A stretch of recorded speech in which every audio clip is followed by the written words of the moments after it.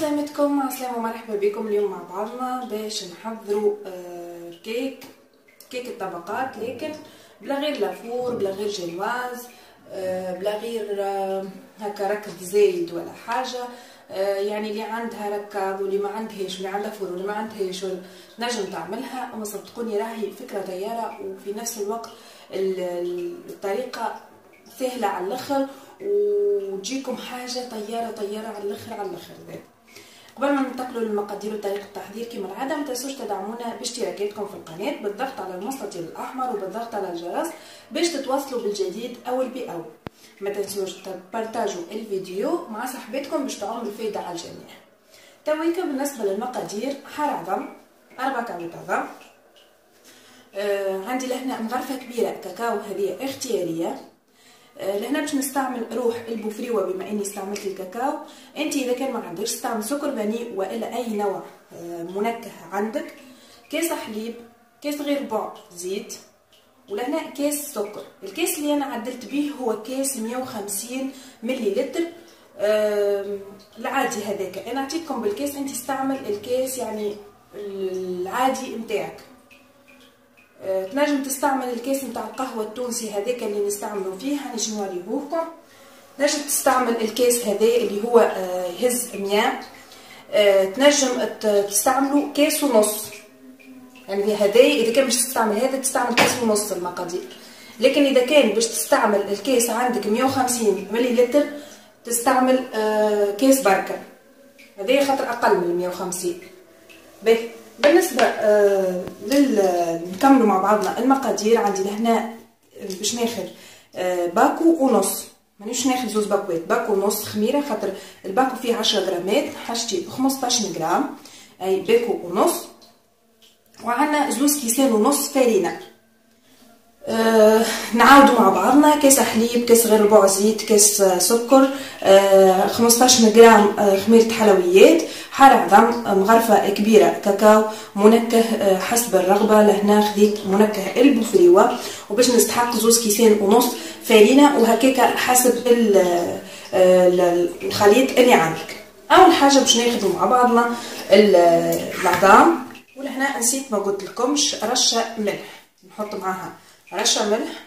نحاول اني نخلطهم مع بعضهم بالباهي. لهنا باش نبدا نزيد في المكونات الكل. اما كل مكون نزيدو بشويه ونحرك بويسكو ماهيش بالركاض والكل، باش هكاكا يتجانس لي المكونات كلها مع بعضها. كيما بقينا تشوفوا كيما العاده في الاخر نزيدوا المره الاولى نزيدوا السوائل، ومن بعد نزيدوا المكونات الشايحه. انا الفرينه نزيدها تدريجيا بشوي، وفي الاخر نوريلكم القوام كيفاش يكون، هذاك اللي تركزوا عليه كيفاش يكون في الاخر، باش هكاكا انت والفرينه نتاعك تبدا تزيد بشوي وتشوف القوام بشوي، وتشوف القوام لين يوصل للقوام اللي انا باش نوريهولكم كيف نكمل التخليط نتاعها.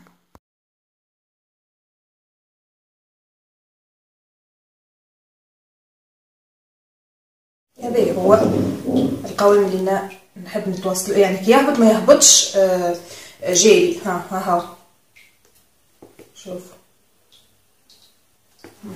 هكاك نحب، يعني كي تتحرك الركاب كي يتحرك اخسر، ما يتحركش بسهوله. انا بريسك استعملت 3 كيسان فرينه. تو هكا باش نحضروا مع بعضنا المقله وطريقه التحضير، طريقه التطيب نتاعها في المقله. لهنا حبيت نوريلكم النار كيفاش تكون. شوف تكون ضعيفه على الاخر، نضعفها قد ما نجم كيما تشوفوها. ويلزم تحطوا فوق منها يا هذه يا اما ثمك الشبكه تتحط، والا بابي الومنيوم تحطوا من ثم، ومن بعد تحط فوق منه المقله، باش يحاول انه يوزع لنا النار على كامل المقله. ما تقعدش يعني اشطر واصلوا النار واشطر، لا. نحط هذه، نحط المقله، ناخذ لهنا زيت بالوحده، ما نحاولش اني نشمخها، جست ندهن هكا جست نعطيها دهنه خفيفه. نحاول اني ناخذ المقله نتاعي ما تكونش مقله تلصق، خاطر اذا كان خدينا مقله تلصق وحلنا كيما تشوفوا دهنتها. نتاكد اللي هي مدهونه من الطريف الكل. لهنا نحاول اني من المره الاولى ناخذ قداش باش نحط، يعني ناخذ القياس بالوحده هذيا بالمغرف، ونعرف قداش باش نحط في المقله من اول مره. يعني ها شوفوا الخليط راهو كل وين يقعد كل وين يزيد يخثر. نعمل منه المره الاولانيه، ومن بعد كل مره نزيدوا شويه حليب باش يتحل، كل مره نزيدوا خاطر كل وين يقعد اكثر كل وين يعقد اكثر. باش نهز نبدا بسم الله، نهز بالمغرف كما قلت لكم، نحاول نشد القياس بالضبط. هي المحله في المقله تعرف القياس. ها ما نحبش الطبقه متاعي تجيني يعني كبيره برشا، خشينه نقصد. نحاول اني هبطها.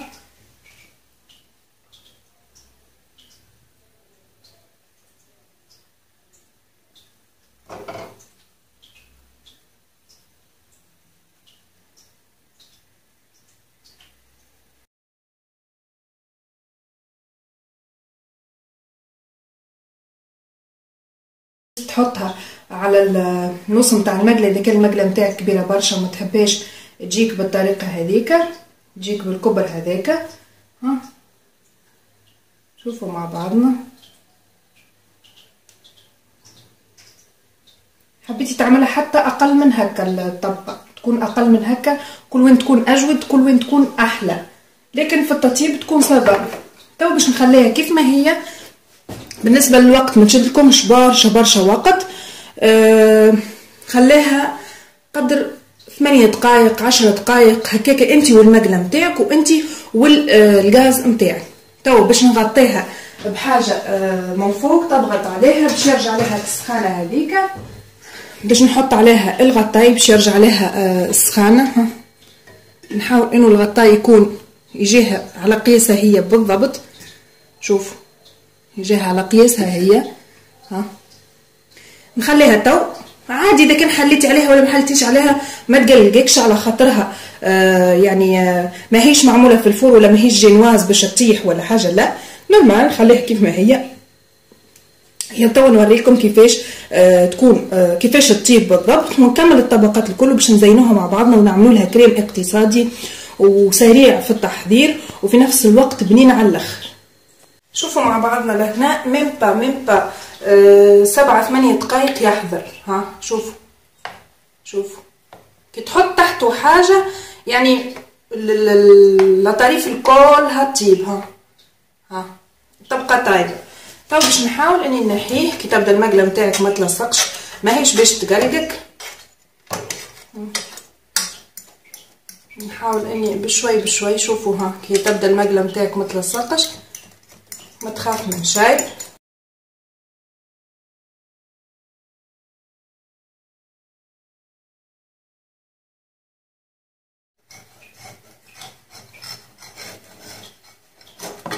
بشويه بسم الله. شوفوا لا حتى ملوطه لا تحرقت لا حتى شيء، وديريكت نقلبها في الصحن. ننظف المقله ونعاود بنفس الطريقه الكل. ها هي كيفاش جت. ننظف كيما قلت لكم المقله ونعاود الكعبات الكل. جوست باش نوريكم توا كيفاش الخليط نتاعي خفير على الاخر. باش نزيدو الحليب. شوفوا لهنا الخليط كل مره يزيد يعقد اكثر، يعني كل وين تخليه يعقد اكثر. نزيدو شويه حليب، ما نحاولش اني نخليه جاري. ها قطره حليب ونحلو بها شويه باش نجم نهزو اصلا بالمغرف هكا. هاو نحلو بالباهي ونكمل بنفس الطريقه. طيب باش نخدموا مع بعضنا الكريمه اللي قلت لكم سهله برشا باش نحشي بها الكيك نتاعي. باش ناخذ لهنا 250 مليلتر حليب. كل وين يكون الحليب بارد اكثر كل وين يطلع لي الكريم شانتيه اكثر. يعني ماذا بيك حطوا في الثلج قبل ما تبدا تخدم بها. انا لهنا شوفوا اصلا فيه طروف نتاع ثلج صغيره خاطر كنت حطاته في الثلاجه من فوق. خديت لهنا باكو نتاع كريم شانتيه. الكريم شانتيه هذه باهيه برشا. باكو فيه 2 باكوات. هذاك علاش استعملت 250 مليلتر من الحليب. تنجم راهو تستعمل في بلاصه الحليب الماء، خاطرني جربتها وكانت بنينه يعني تعطيكم نفس النتيجه. وباش نزيد معاها كعبه ياغورت بنكهه الفانيليا. اذا كان انت تحب تزيدها دانون ولا تحب تزيدها يعني بنكهه الشوكولا بنكهه الكراميل، انت حره. انا حبيتها تجيني بلون على خاطر الطبقات نتاع الكيك مارون. باش نركض الكريم شانتيه نتاعي اول حاجه بطريقه عاديه كما نعرفوا الكريم شانتيه في العاده. لتر من الحليب. اذا كانت تحبها عاقده برشا اعمل 100 مليلتر هكا. بما اننا باش نعملها يعني باش نحشي بها الكيك نتاعي من داخل، فما نحبهاش تجيني عاقده لدرجه اني ما نجمش نحلها. باش نبدا بسم الله نركضها مع بعضنا بالباهي. شوفوا لهنا طلعتها، انا ما طلعتهاش بالكثافه اللي نخدم بها الكريم شانتيه في العاده. الباكو يهز 115 مليلتر في العاده، يعني الباكو الواحد من هذايا يعني يهز 115 مليلتر من الحليب. عملت 120 باش تجيني جاريه شوي، من 120 ل 125 حليب على كل باكو باش تجيني كيف ما هكا مش جاريه. ها شوفوا القوام نتاعها مش جاري ومش عاقد برشا. نوصل للقوام هذايا نزيد عليها كعبه الياغورت. لهنا بالنسبه لكعبه الياغورت انت تزيدها بالنكهه اللي تحب عليها اولا، وثانيا تنجم تعمل حتى كعبتين، تنجم تزيد حتى كعب، وتنجم زاده تزيد كعبه الياغورت وتزيد معاهم مغرفه كاكاو باش هكاكا تجيكم بنكهه الشوكولا، نكهه الكاكاو زاده تجي بنينه. اما انا كيما قلت لكم حبيتها تبقى لي بيضه باش الطبقات نتاعي يعني يجوا نتاع الكيك مارون والحشوه بيضه. نعاود تو نعمل لها ركضه بسيطه. تو باش ناخذ الخليط نتاعي هذايا نحطه في الثلاجه من فوق، يعني في الثلج لين يشد روحه شويه. ما بين لا حضرت الطبقات نتاعي ونوريكم كيفاش باش نحضرهم بالضبط. هذوما الطبقات نتاعي كيما تشوفوا ها هما كيفاش يجوا. هذوما الطبقات ها هشوشين على الاخر. شوفوا القوام نتاعهم هشوش على الاخر. باش ناخذهم نحطهم بالمسوي فوق بعضهم كيف ما هكا، وناخذ اي صحن عندك مدور باش تجيك الخدمه مريقله، ناخذها وندور بالسكينه.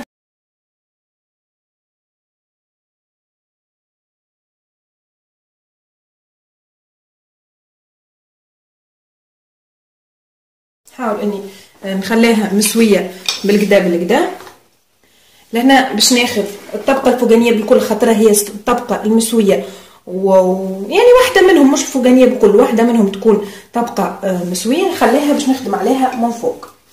ناخذ الكعبه هذيا اللي طيبناه من فوق نحطه من اللوطه، على خاطر الطبقه هذه تشرب يعني السيرو ولا الحاجه اللي باش تسقيها بها تشرب، لكن الطبقه اللوطانيه ما تشربش. هذاك علاش نحط بالعكس، نحاول نحطها مسويه في وسط الطبق، ونجيب اللي باش نسقيه بها. انا لهنا عندي اسرع حاجه هي الحليب. هذه الكريمه نتاعي كيفاش تكون. بعد نحنا بطبيعتنا باش نحطوا بعد لا نعملوا الطبقات باش نحطوها في الثلج.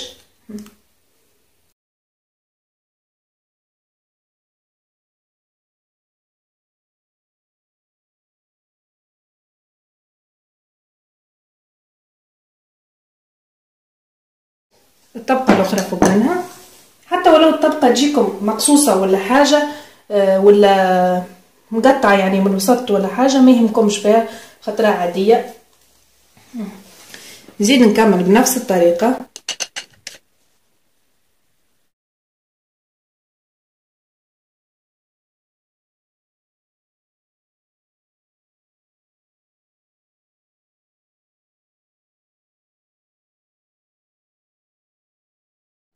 لهنا هسيلو خليتها شدت روحها شوي، مش كومبليتوم، شويه بركه. ما بين لا حضرت سخنت الجناش ديزولي هذا اللي حضرناه قبل مع بعضنا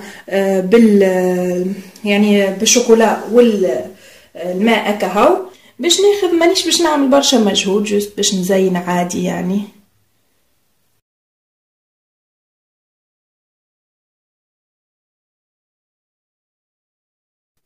باش ناخذ عندي لهنا عجينة السكر اللي خدمنا العجينة قبلها، بطيلكم لكم في فيديو، عملت منها توا القلوب هذية والوردة. باش ناخذها نحطها عادي يعني، مش نعمل برشا مجهود، حاول اني نضغطها شوية عادي بشكل عادي. تويكا باش نخليها تبرد في الثلاجة من فوق في الثلج لين تتماسك بالكدا بالكدا، ومن بعديكا نقصها ونوري لكم الطبقات كيفاش كانت.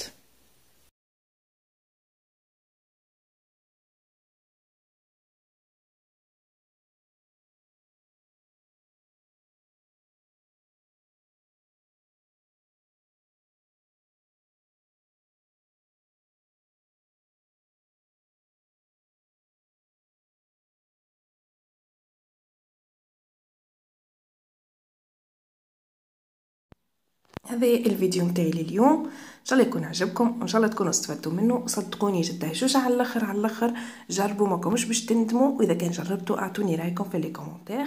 دونك نقول لكم باي باي.